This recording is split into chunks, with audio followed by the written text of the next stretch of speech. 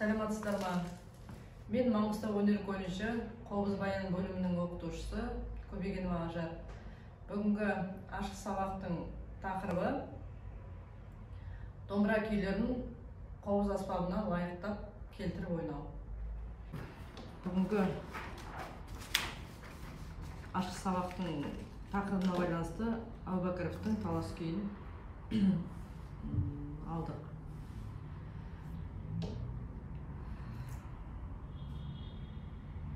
Екінші курс оқушысы Давлетімбетова Айнұр бүгінгі ашық сабаққа қатысушы. Әубәкіров Малғаждар Алматы облысында дүниеге келген 1934 жылы. Ол домбырашы, дирижер, педагог, композитор, Қазақстанның еңбек сіңірген артисі. Оның көптеген күйлері бар, мысалға жас екпін белгілі домбырашылардың арасында репертуарында сол жас екпін, талас күйі, осы бүгінгі қаралатын отан туралы ән, увертюралар, достық, жасқанат, толқын деген көптеген шығармалар бар. Соның бірі бүгінгі қаралатын талас күйі. Қазір қолымызды жүргізіп алайық.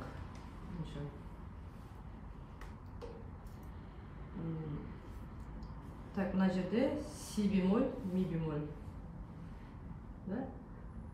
Бұл күй минорда жазылған.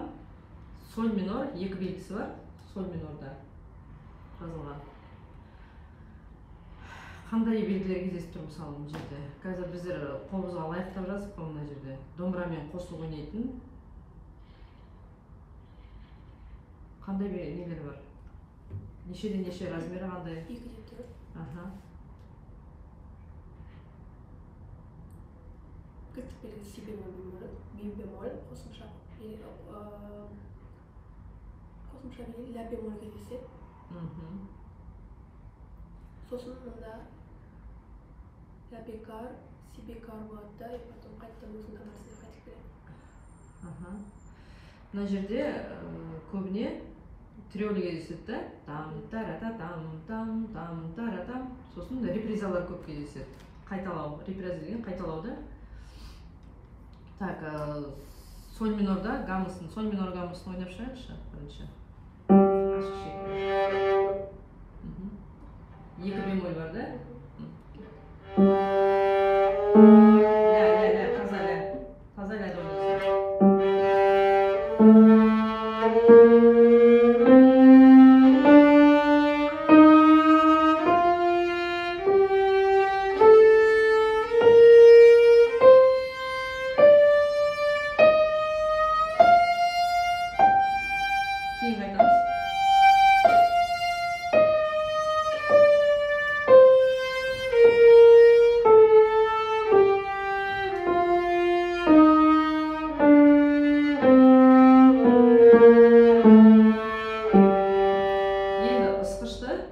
Бір қалыпты, былай жүрмей, тиекке параллель, мойынға перпендикуляр жүргізіп отыру керек та, жүргізші.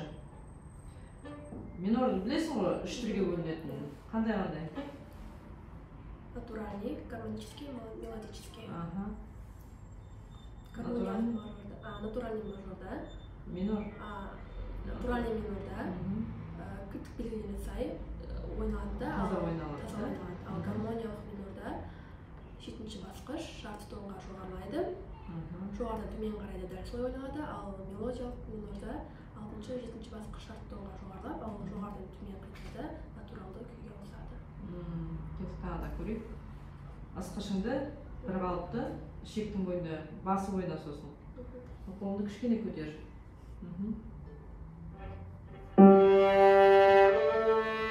Бір қалыпты, Айнұр, бір қалыпты жүргіз. Біздер минор ойнап отырмыз, мажор емес.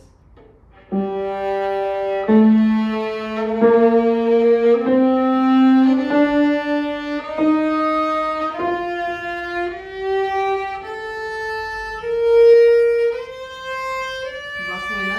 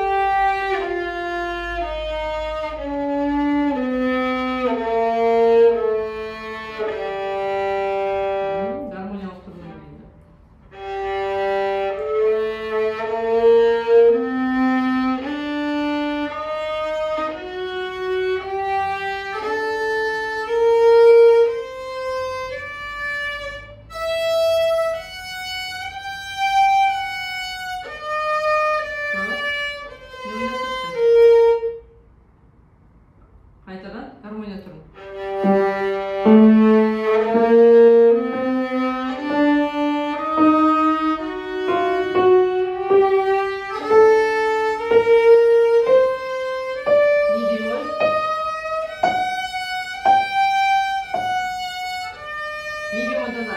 Бұда қайтан. Соль.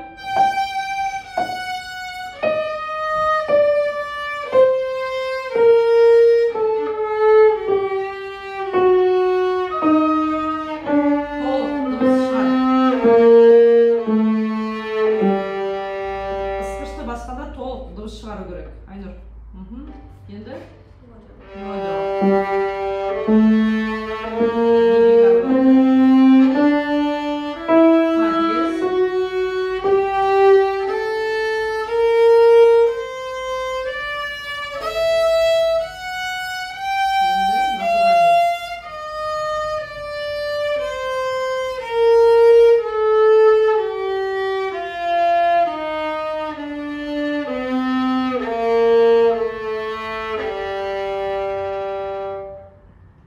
Ысқышыңды дұрыстап жүргізу керек. Сен ысқышты жүргізгенде ешқандай салмақ түсіріп отқан жоқсың.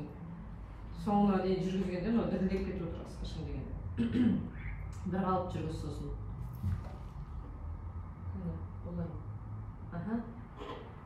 Ал, жүргіз. Ашық шекте жүргізші. Ре шегінде.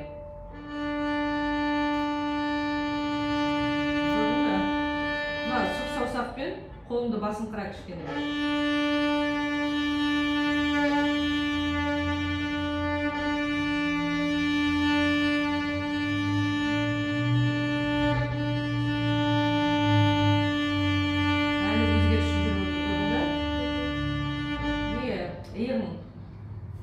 Иығыңды босату керек.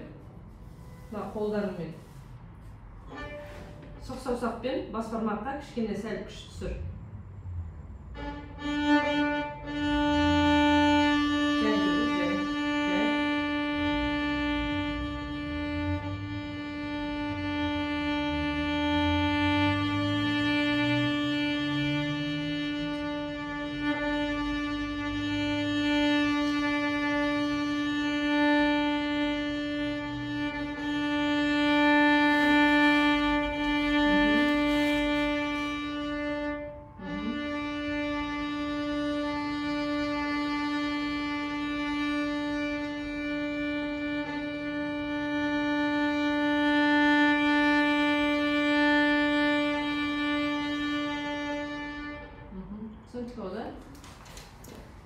Талас күйін қарайық.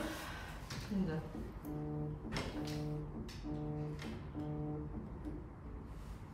Так.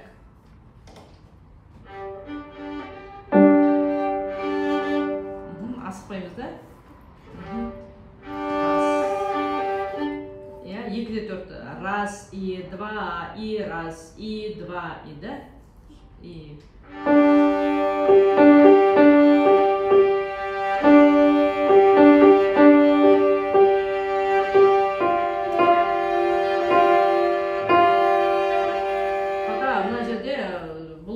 Талас деген білесің ғой, судың ағысы Тараз облысындағы Жамбылдағы Талас деген өзен бар. Соған байланысты шығарған бұл жерде композитор да. Соны бізге суреттеу керек енді. Талас өзенін. Әзірге жай темпте алайық, да, бөлек-бөлек. Мысалға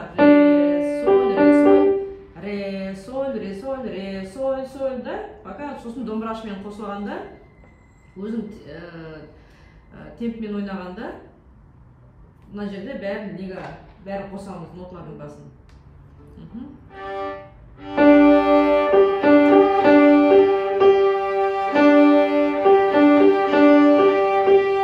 Айнұр, енді ысқышың сен жаңа айтқандай жоғары көтеріліп кетіп отыр. Неге? Қандай себеп о жерде? Жүргізгенде міне? Былай жүргізгенде. Қолды реттеп көтеріп отыр кішкене. Иығыңды босат сосын. Ал жүргізші.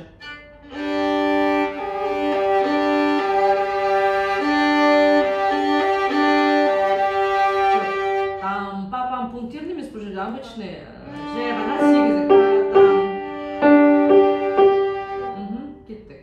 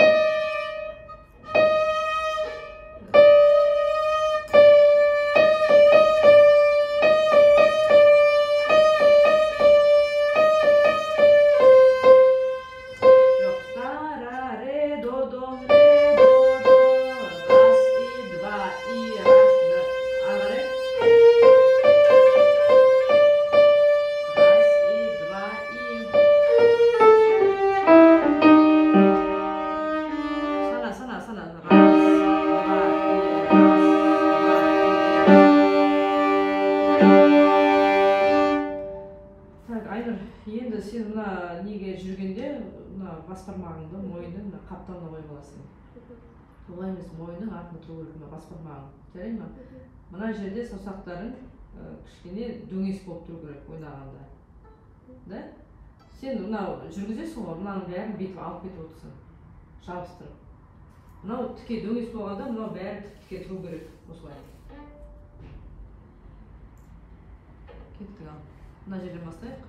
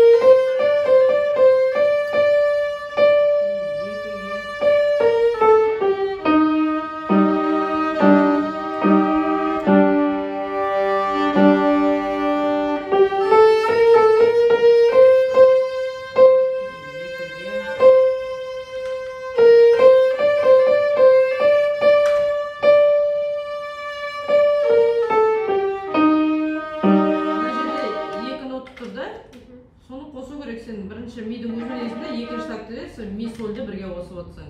Мына жерде алшы, си, до, екіге.